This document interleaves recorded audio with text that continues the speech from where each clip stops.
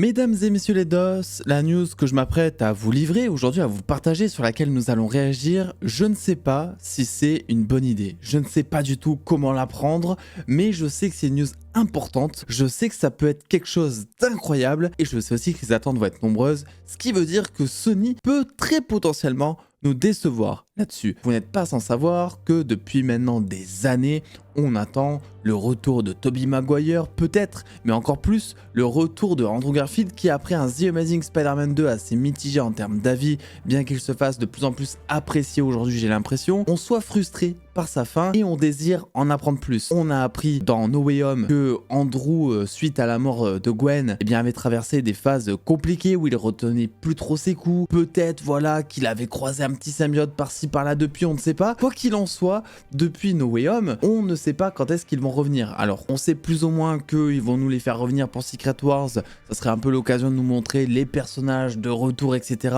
dans un petit arc secondaire ou en tout cas en guise d'apparition, en tout cas pas en tant que personnages principaux, moi je pense. Mais aujourd'hui, Daniel RPK, le GOAT, vous le savez bien, nous émet une rumeur. Alors bien évidemment, rumeur à prendre avec des pincettes, vous commencez à avoir l'habitude, mais Daniel RPK nous dit que Sony souhaite apparemment à fond le retour de Tobey Maguire et Andrew Garfield dans leur rôle de Spider-Man et leur donner un rôle clé dans le Venomverse. L'appel Venomverse, c'est beaucoup plus simple pour tout le monde parce qu'on ne comprend rien à cet univers. En sachant que ce projet, selon Daniel RPK toujours, serait séparé de la saga du multivers. Donc en fait, finalement, un petit peu comme Venom, comme Morbus, c'est-à-dire que oui, il y a des liens avec le MCU, tu sais pas trop comment ça se passe parce que quand ils t'en créent, après ils te font des scènes post-crédit où ça détruit tout derrière, donc tu sais pas vraiment comment ça se passe. Donc moi ce que je vois dans cette news, ce qui est assez intéressant, c'est que rappelez-vous, il y a maintenant quelques semaines, on avait eu écho d'une rumeur concernant Spider-Man 4, visant le fait de dire que Sony en fait voulait à fond développer le côté multivers pour Spider-Man 4 parce que No Way Home avait atteint un box-office record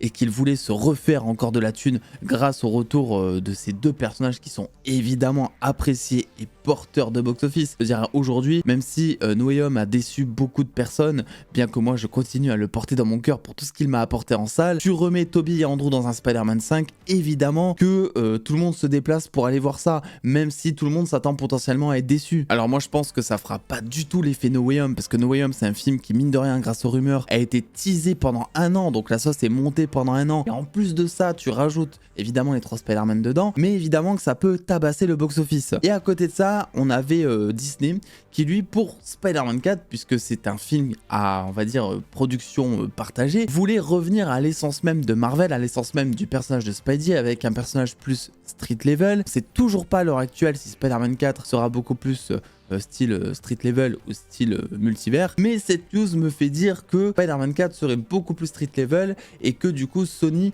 pour essayer de récupérer du box-office, a décidé de lancer peut-être en off un projet autour de Tobey et Andrew qui, celui-ci, exploiterait beaucoup plus le multivers. Et personnellement, je pense que ça peut être une bonne idée dans le sens où on a beaucoup espéré, notamment le fait que Venom combatte un Spider-Man. Évidemment, c'est un peu la base de Venom en général. S'il n'y a pas de Spider-Man, il n'y a pas de Venom. Sony a pris le contre-pied. Certes, à l'heure actuelle, on n'a toujours pas eu de versus, et il y a quelque chose qui avait été teasé dans Spider-Man No Way Home en scène post-crédit, c'était le symbiote qui restait dans l'univers de Tom Holland, tandis que Tom Hardy, son Eddie Brock, lui revenait dans l'univers du Venomverse. Et en fait, je me dis, avec cette news, on pourrait très bien avoir un Venom pour l'univers de Andrew Garfield, Tobey Maguire et un Venom pour Tom Holland, et je pense que ça serait pour le mieux, parce que vu comment l'univers de Venom, l'univers de Sony est parti pour adapter Spider-Man, son lien avec le symbiote, etc., je pense que ça serait mieux de partir comme ça. D'autant plus qu'on a souvent dit qu'on voyait pas tellement le Spidey de Tom Holland combattre un extraterrestre avec la langue fourchue comme Venom, pour l'instant en tout cas, parce que Venom c'est normalement un mec très violent, et Tom Holland, avant No Way Home en tout cas, c'était encore qu'un ado, donc on avait du mal à imaginer le combat. Et c'est pour ça que beaucoup espéraient que finalement ce Venom de Tom Hardy soit peut-être lié à Andrew Garfield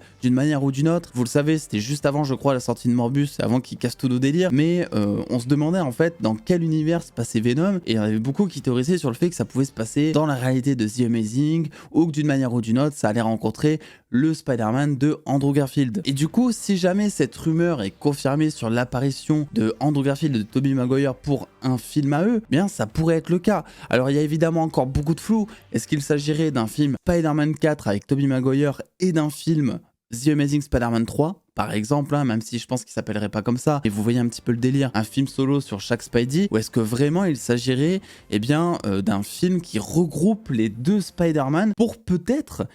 avoir cette confrontation Sinister Six. Moi je me dis que ça serait peut-être une bonne idée pour le coup, parce que au final les Sinister Six, ça reste quand même des méchants emblématiques, assez compliqués à combattre. Tu peux très facilement en tout cas faire monter les enjeux, mais je veux dire, ce serait pas déconnant bien d'avoir deux Spider-Man qui unissent leurs forces pour combattre toute une bande de méchants. Une bande de méchants qui, pour l'instant, je vous l'accorde, ne fait pas tellement rêver. On a Kraven qui arrive, on verra ce qu'on en pense. Mais à l'heure actuelle, est-ce que Sony est prêt à faire revenir Morbius au cinéma alors que ça a totalement bidé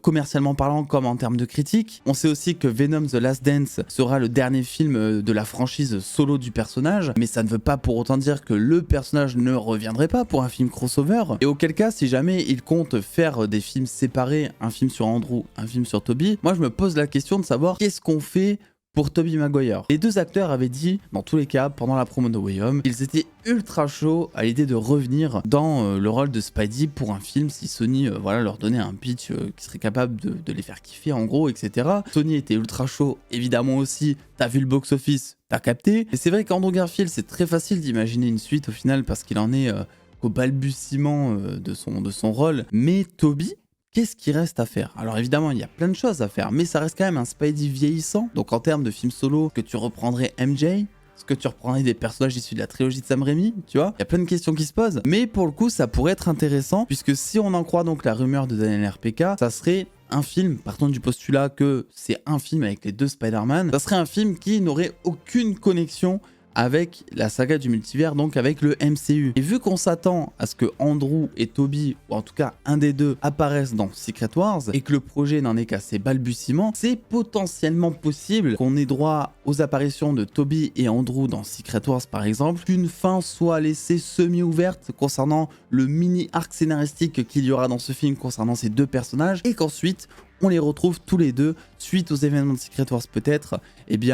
dans l'univers de Sony. C'est un petit peu le même principe finalement que dans les comics, où en gros à la fin de Secret Wars, le multivers on va dire est détruit et il y en a un nouveau qui apparaît avec de nouveaux univers, et ces deux Spider-Man qui se retrouvent dans l'univers de Sony, ça pourrait être une des conséquences de la bataille finale de Secret Wars au cinéma. Donc vous me direz en commentaire, hein, je regarderai tout ça, mais je pense que la news sera à moitié bien reçue. Il y en a beaucoup qui ont vu leur enfance détruite si je puis dire à cause de No Way Home, car ils ont été ultra déçus du traitement qui ont été faits envers Tobey ou Andrew. Je pense sincèrement que ça serait peut-être plus intéressant de faire un film à la sauce Sinister Six avec deux Spider-Man et beaucoup de méchants. Ça serait un peu le bordel, on se retrouve avec deux Spider-Man différentes. Imagine, on a un Spider-Man 4 et un The Amazing Spider-Man 3. Comment est-ce qu'on ferait pour s'y retrouver dans cet univers qui est déjà assez